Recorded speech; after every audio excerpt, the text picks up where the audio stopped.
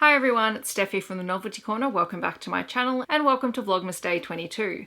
Today I'm going to be sharing a list of my anticipated 2021 book releases. I have quite a lengthy list, so I'm going to be quite brief in talking about the books because quite often I either put a book on my anticipated list because I know the author and I trust them, or I've heard one or two keywords that have piqued my interest.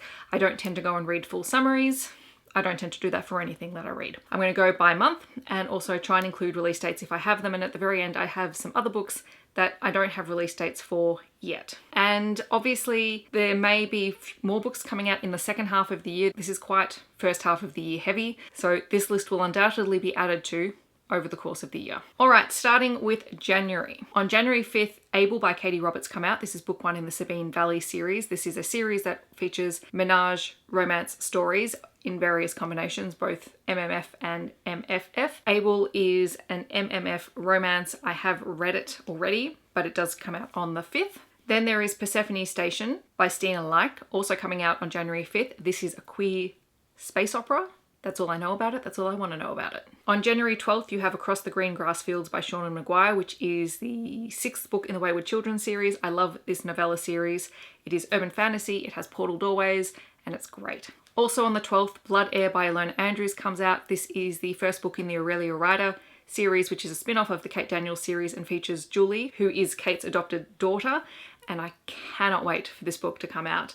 I really, really hope that the romance that we've all been waiting for happens in this series. I'm going to be really, really sad if it doesn't. And then on January 26th, A Vow So Bold and Deadly by BRIGID KEMMERER comes out. This is Cursebreakers number 3. I have been reading the books. It is YA fantasy and I do really like this series. Moving on to February, on the 2nd of February, there is Much Ado About You by Samantha Young. This is a contemporary romance that I've heard good things about. On the 9th, Winter's Orbit by EVERINA MAXWELL comes out. I have actually got a review copy on NetGalley for this book and I'm really excited to read it. It is a queer space opera that has been touted as a cross between Red, White and Royal Blue and Ancillary Justice, both books that I really enjoyed. Another book that releases on the 9th is The Bride Bet by Tessa Dare. This is the 4th book in the Girl Meets Duke series, which I have absolutely adored and I cannot wait for this one. There are still 2 more releases that come out on the 9th that I'm really excited about. There is Wild Rain by Beverly Jenkins, which is book 2 in the Women Who Dare series.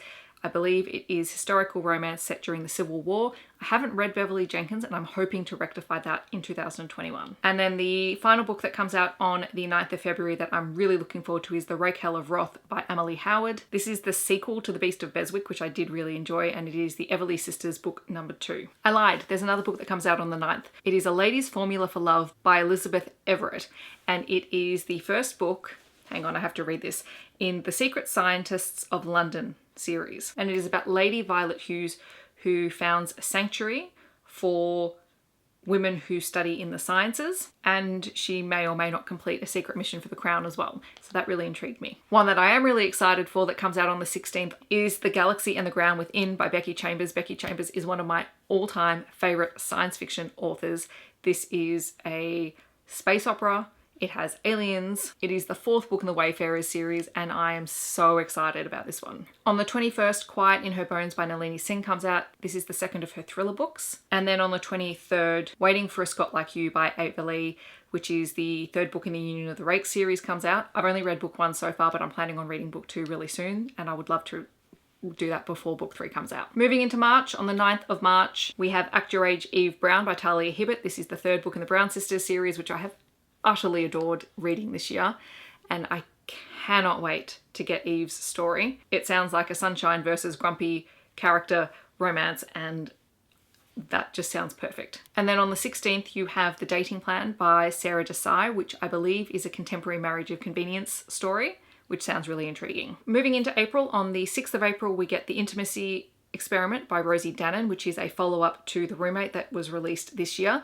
This follows one of the female side characters from The Roommate and now it is her own story and I cannot wait to read it. It sounds great. On the 13th we have Sally Thorne's new story, which is Second First Impressions, which is a contemporary romance. We also get the 2nd in the Sabine Valley books by Katie Robert and that one is called Broderick and I believe this one is an MFF Menage. On the 27th we get Fugitive Telemetry by Martha Wells. This is the 6th book in the Murderbot Diary series, which again is another one of my favourite science fiction series. This one is a return to the novella novella format. So the first 4 books in the series were novellas, the 5th was a full-length novel, and Fugitive Telemetry I think is shorter again and back to the novella length. I don't care, I just want more Murderbot stories. Another April release that doesn't have a specific date attached to it yet is A Touch of Malice by Scarlett Sinclair, which is the 3rd book in her Hades and Persephone series. I have yet to read book 2, but again, it's another book I want to read before this one comes out so that I can just go straight into it. Then we get to May, and on the 4th of May we have Project Hail Mary by Andy Weir.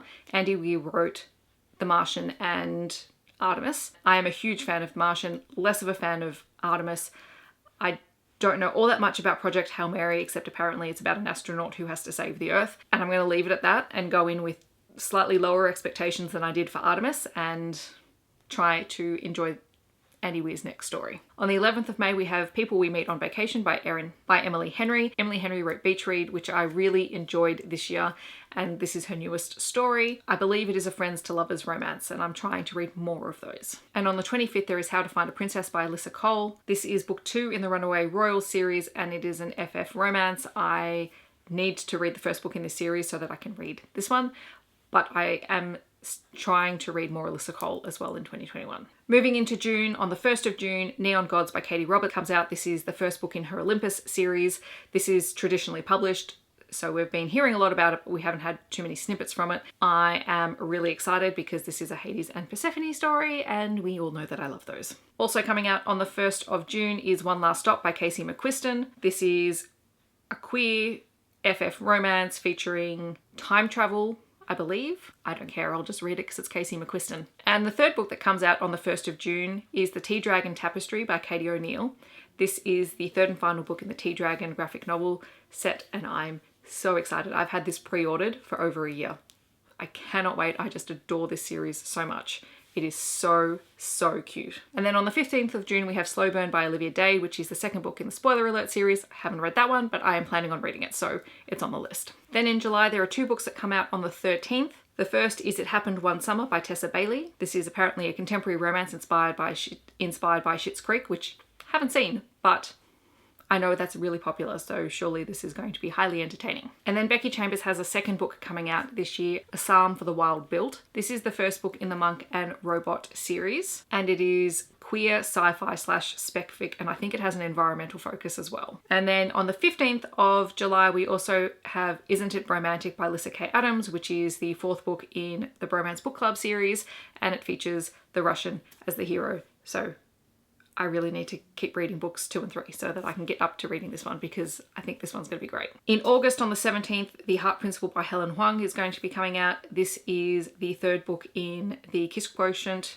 set of books. I think they're all companion books. Again, I do need to read book 2. I'm really behind. Really, really behind. There are 3 books I'm looking forward to in September. 2 come out on the 7th. The first one is Defy the Night by BRIGID KEMMERER. This is her new series. I think the series is called Defy the Night as well, and it is a YA fantasy, so we'll see.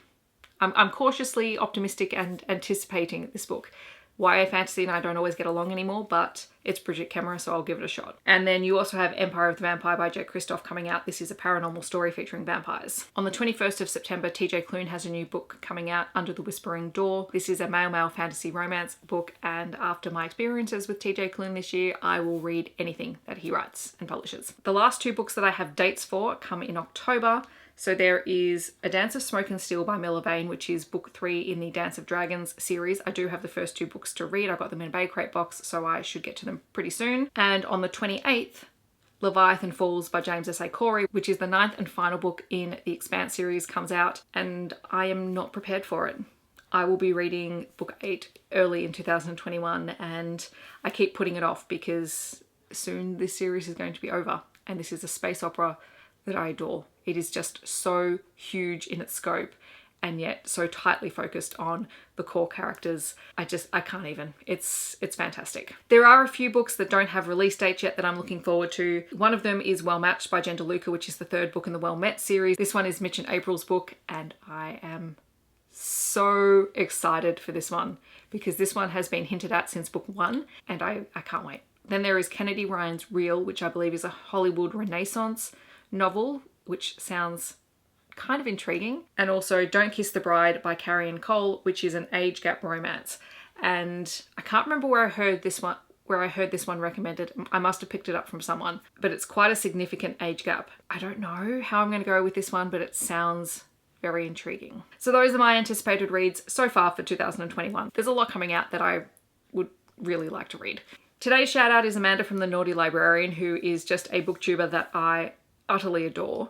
She has such a fun channel, and I just love the way that she talks about the books that she's reading or hauling. She has such a great personality that just leaps off the screen. So I will leave her link down below so that you can check her out if you haven't done so already. Thanks so much for watching. I will see you in my next video. And in the comments, just leave me the name of a book that you are really looking forward to that's coming out in 2021. I hope that you're staying safe and healthy, and I'll see you in my next video. Bye everyone.